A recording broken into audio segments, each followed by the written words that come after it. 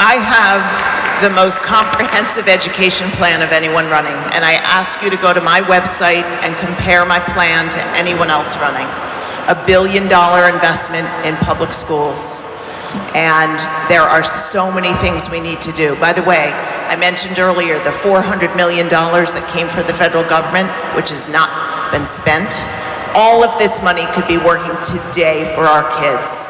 So what are some of the ideas? Before and after school care, summer programs, mental health counselors. We have a massive shortage in our schools. We need to increase the number of mental health counselors. Every K through 3 classroom should have a teaching assistant. ESL certification. In our state, teachers need to pay for their own certifications. In Massachusetts, the state covers it. That's pretty simple. We've got to look at all these components. I've got everything on my website.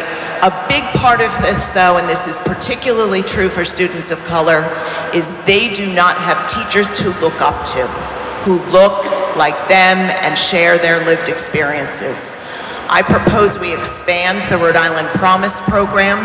So if you go to 4 years of school in-state to become a teacher and you serve for 4 years, we will pay your tuition.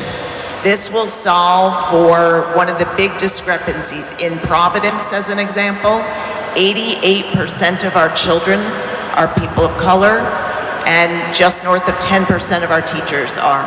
It's a big gap. We've got to solve it. And finally, I will hold myself accountable. If I don't improve our kids' scores, I won't run again.